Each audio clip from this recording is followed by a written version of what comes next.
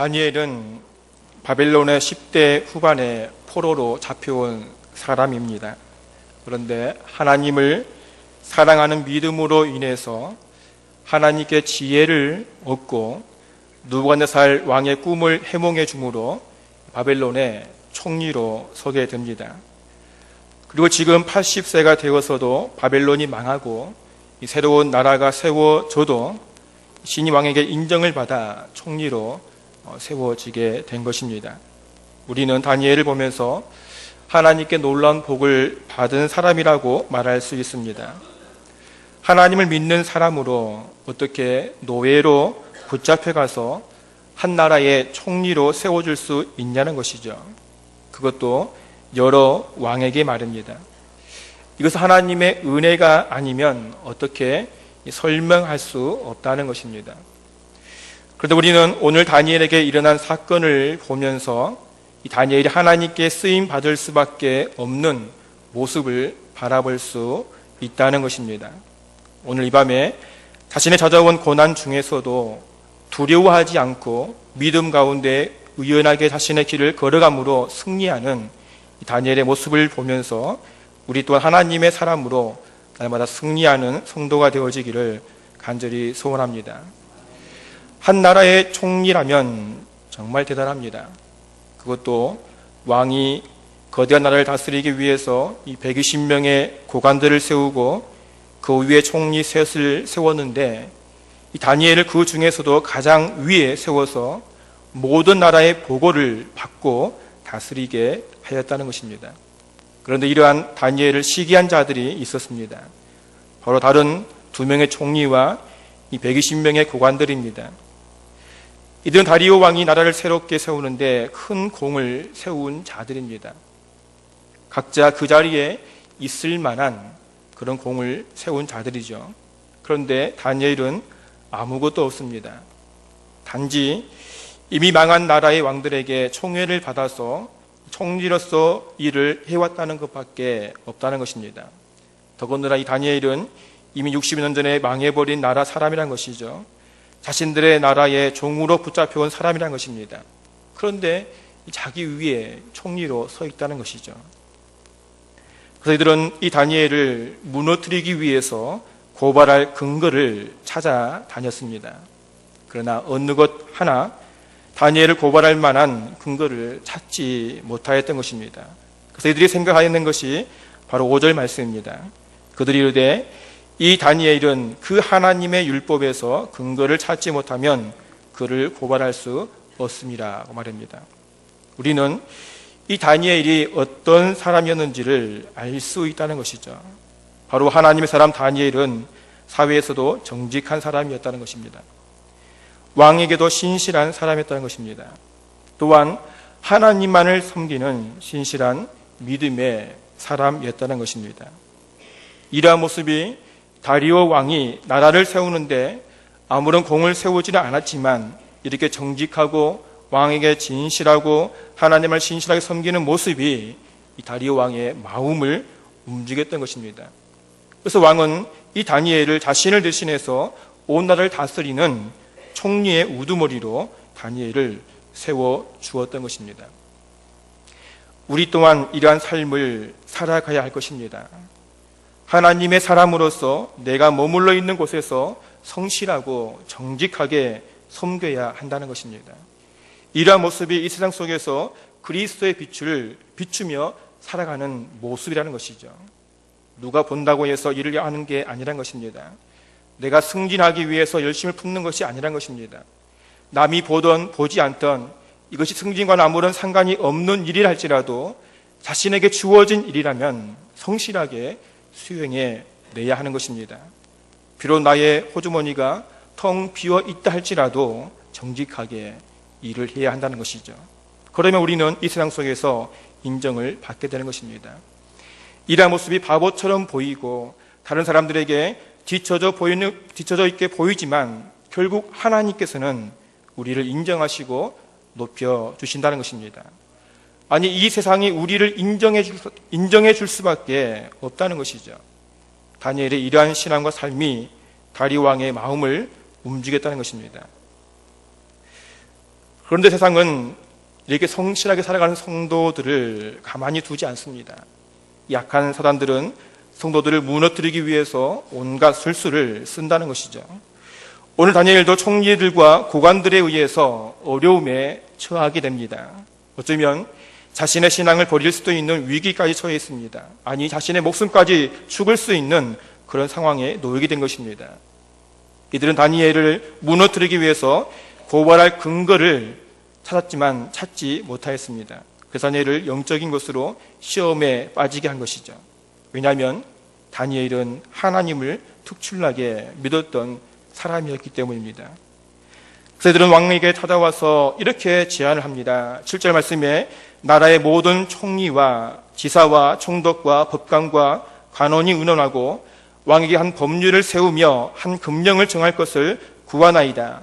왕이여 그것은 곧 이제부터 30일 동안에 누구든지 왕 외에 어떤 신에게나 사람에게 무엇을 구하면 사자굴에 던져넣기로 한 것이니이다.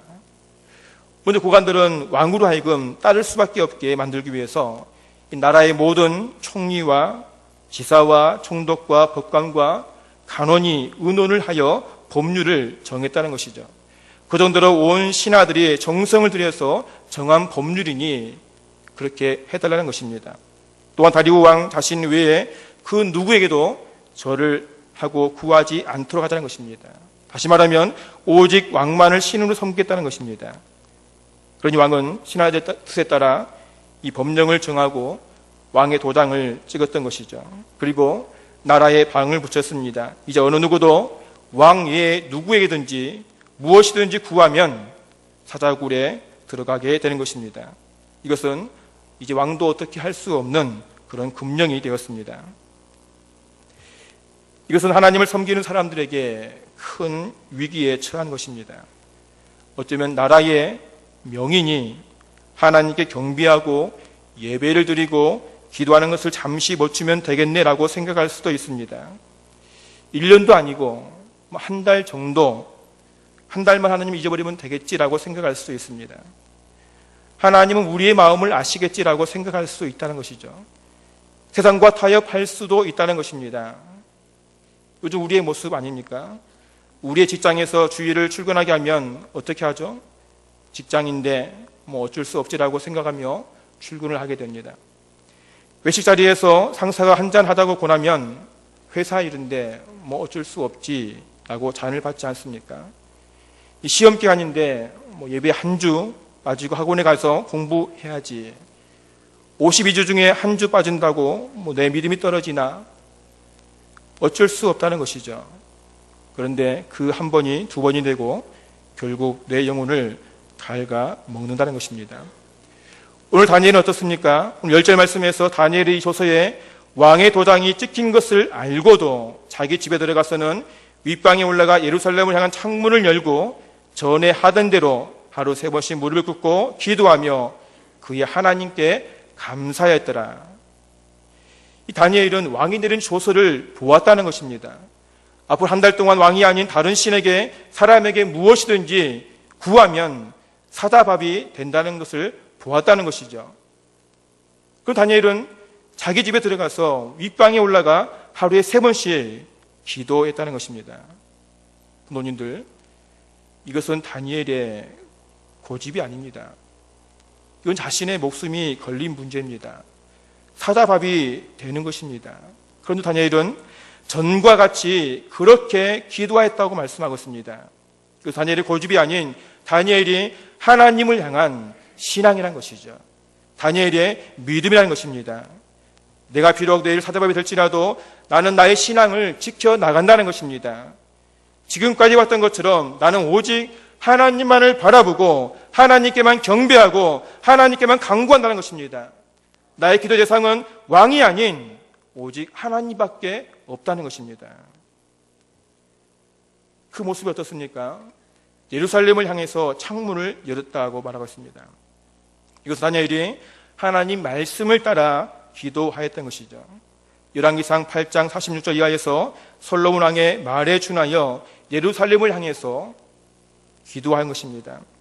다니엘은 솔로몬 왕의 말씀을 따라서 이스라엘 하나님께 범죄하여 적국의 포로로 잡혀간 후에 지금까지 매일 하루에 3번씩 하나님의 성전이 있는 예루살렘을 향해서 창문을 열고 하나님께 기도하였던 것입니다. 하나님께 범죄한 조상들의 죄를 위해서 간구하였습니다. 하루를 믿음 가운데 살아가려고 노력하지만 자신도 모르게 죄를 짓는 어리석음을 하나님께 간구하였습니다.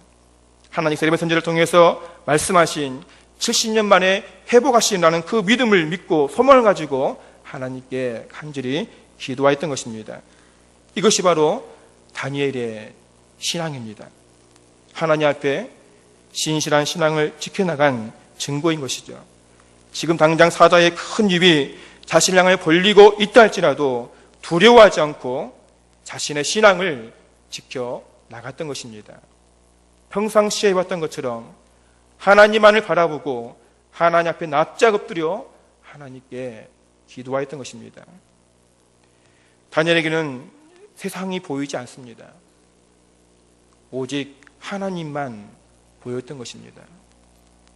그러니 그에게는 두려움이 아닌 기쁨과 감사로 하나님께 기도하였던 것입니다. 이러한 모습이 바로 믿음 있는 자의 모습입니다. 하나님을 믿는 자들의 모습이라는 것이죠. 아무리 큰 사자가 신을 덮치는 상황이 벌어진다 할지라도 자신은 오직 하나님만 바라본다는 것입니다. 저는 믿음의 선배인 이 다니엘의 모습을 보면서 참 부끄럽습니다. 죽음 앞에서도 두려움 없이 자신의 신앙을 당당히 지켜나가는 모습을 보면서 이단의 술수에 힘없이 무너지는 우리의 모습을 보면서 참 부끄럽다는 것이죠. 이 신천지가 대단하긴 대단한가 봅니다. 온 교회의 성도들을 두려움에 몰아넣는 것을 보면 참 대단한가 봅니다. 부모님들 두렵습니까? 뭐가 두렵습니까? 신천지 교주인 이만희가 두렵습니까? 하나님만을 두려워하시기 바랍니다. 온갖 거짓으로 사람을 속이는 마귀의 졸기를 두려워하지 말고 지금도 살아계셔서 우리를 바라보고 계시는 하나님을 두려워하시기 바랍니다. 다니엘은 죽음 앞에서도 당당하게 자신과 함께 하신 하나님을 바라보았습니다. 이 믿음은 다니엘 혼자만의 그런 믿음이 아닙니다. 비록 하나님을 믿지 않는, 하나님 섬기지 않지만 다니엘의 모습을 통해서 하나님의 살아계심을 바라본 다리오 왕의 입술을 통해서도 우리는 이 다니엘의 믿음을 볼 수 있다는 것이죠. 이로 인해서 사자굴에 들어가야 될 이 다니엘을 향해서 다리오 왕이 이렇게 말을 합니다. 16절에 보니까 이에 왕이 명령하며 다니엘을 끌어다가 사자굴에 던져 넣는지라. 왕이 다니엘에게 이르되 내가 항상 섬기는 너의 하나님이 너를 구원하시리라. 다니엘이 지금까지 하나님을 향해 항상 섬겼고 그럴 때마다 다니엘과 함께 하시고 다니엘을 지키시고 보호하신 다니엘의 하나님이 다니엘 너를 구원하실 것이다 라고 말하고 있습니다.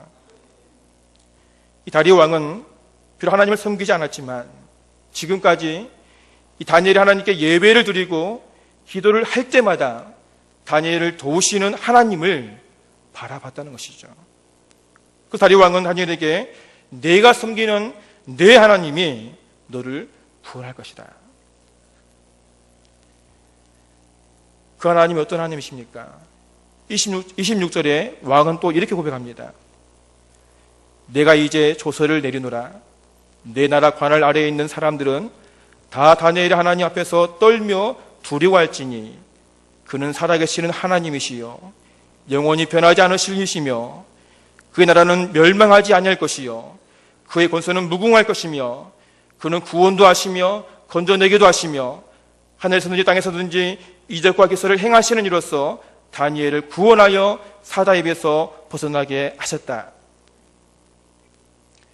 다니엘이 지금까지 행해왔던 이 모습을 통해서 바라본 하나님의 모습입니다. 그 하나님이 오늘 너를 구원해 주신다는 것입니다. 노님들, 이런 하나님은 다니엘만의 하나님이십니까? 오늘 우리가 믿는 하나님은 다른 하나님이십니까? 다윗왕이 고백한 것처럼 우리가 믿는 하나님 역시 지금도 살아계신 하나님이십니다. 어제나 오늘이나 내일이나 영원히 변하시지 않으시는 하나님이십니다. 그 능력의 하나님께서 우리를 악한 사단에게서 구원해 주시고 우리 사단의 그런 위협으로부터 건져주시는 하나님이십니다. 믿습니까? 그런데 왜 두려워하십니까? 무엇을 걱정하십니까? 사단의 전략이 무엇인지 아십니까? 이런 일을 통해서 교회가 요동하는 것이죠. 서로 의심케 만드는 것입니다. 서로를 믿지 못하게 만드는 게 사단의 전략입니다. 두려워하지 마시기 바랍니다. 다니엘은 사단의 위협 속에서도 두려워하지 않았습니다. 평상시에 왔던 것처럼 하나님을 향해서 하나님을 바라보고 하나님께 무릎 꿇고 기도한 것입니다. 그럴 때 하나님은 다니엘을 사자고 해서 보호해 주셨던 것이죠. 믿음으로 하나님만을 바라보고 나아갈 때에 하나님의 사람 다니엘을 해하는 자들을 하나님께서 제거해 주셨습니다. 믿음을 가지고 달려가시기 바랍니다. 우리가 믿는 하나님은 살아계신 하나님이십니다. 지금도 살아계신 하나님은 누구의 하나님이 아니십니다. 바로 나의 하나님이시고 나의 아버지십니다. 우리가 하나님을 믿고 나아갈 때에 하나님은 나를 구원해 주십니다. 기도하겠습니다.